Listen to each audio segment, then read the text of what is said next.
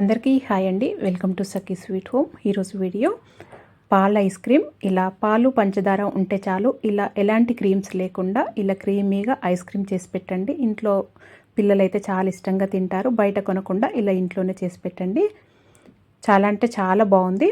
ముందుగా ఇక్కడ నేను పొయ్యి పైన ఒక కడాయి పెట్టుకొని 1/2 లీటర్ ఫుల్ క్రీమ్ మిల్క్ తీసుకుంటున్నానండి. తీసుకొని ఈ పాలని మంచిగా మరిగించుకోవాలి.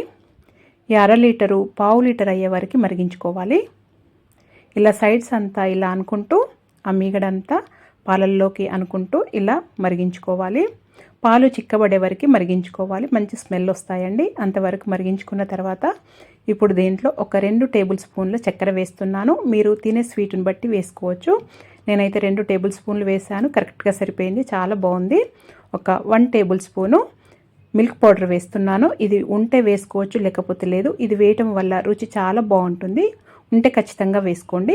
వేసుకొని అంత చక్కగా కలుపుకొని ఇది ఇలాగే అయితే ఇలా మన ఐస్ లాగా అవుతుందండి. ఐస్ క్రీమ్ లాగా అయిన తర్వాత అందుకోసమని ఒక 1 టీ స్పూన్ కార్న్ఫ్లోర్లో నీళ్లు వేసి ఇలా కలిపి వేస్తున్నాను. ఇలా కార్న్ఫ్లోర్ వాటర్ వేయటం వల్ల క్రీమీగా చాలా బాగా వస్తుంది. ఇలా కార్న్ఫ్లోర్ వాటర్ వేసుకున్న తర్వాత మంచిగా ఇలా క్రీమీగా అయ్యే వరకు ఉడికించుకోవాలి. చూడండి, ఈ విధంగా అవ్వాలి, గట్టిగా అవ్వాలి. ఇలా క్రీమీగా అయితే సరిపోతుంది. కన్సిస్టెన్సీ అనేది ఈ విధంగా ఉండాలి. ఇప్పుడు కింద దింపి చల్లార్చుకోవాలి. ఇలా చల్లారిన తర్వాత ఇలా గట్టి పడుతుంది. చూడండి, కొద్దిగా ఉండలుగా ఉంది కదా. ఇప్పుడు దీన్ని మిక్సీ జార్లో వేసుకోవాలి.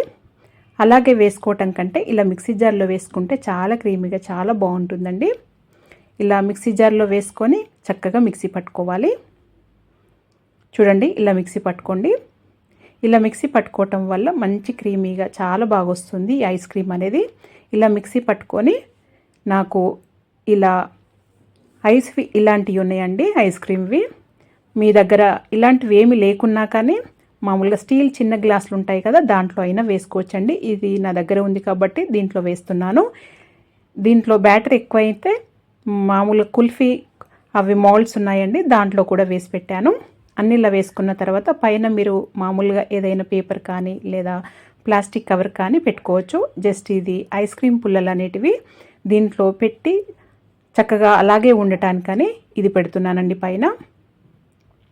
లేకపోతే దీనిపైన ఇలా ఐస్ క్రీమ్ దాంతోటే వస్తాయండి, అవైనా పెట్టుకోవచ్చు. నా దగ్గర ఇలా ఐస్ క్రీమ్ స్టిక్స్ ఉన్నాయి కాబట్టి ఈ విధంగా పెడుతున్నాను. ఇలా అన్ని పెట్టుకున్న తర్వాత ఫ్రీజర్లో 6 నుండి 8 గంటల వరకు అలా పెట్టేయాలండి, లేదా ఓవర్ నైట్ అయినా పెట్టొచ్చు. ఇలా మంచిగా ఫ్రీజ్ అయిన తర్వాత తీసి సర్వ్ చేసేసుకోవటమే. చూడండి, మిగతా బ్యాటర్ కూడా ఇలా కుల్ఫీ మౌల్డ్లో వేసి పెట్టాను. ఈ కుల్ఫీ మౌల్డ్ని ఇలా చేయిలతోటి ఇలా రబ్ చేస్తే ఈజీగా వచ్చేస్తాయి. చూడండి ఎంత చక్కగా వచ్చి, చాలా క్రీమీగా చాలా టేస్టీగా ఉందండి. ఖచ్చితంగా ట్రై చేయండి. ఇవేమో కొద్దిగా నీళ్ళల్లో కానీ లేదా ట్యాప్ కానీ అలాగే పెట్టేస్తే వచ్చేస్తాయి. దీని నుండి కూడా ఇలా తీసి సర్వ్ చేసేసుకోవటమే. పిల్లలైతే చాలా ఎంజాయ్ చేస్తారండి. ఖచ్చితంగా ఇంట్లో ఉన్న వాటితోనే ఈజీగా చేసేయచ్చు.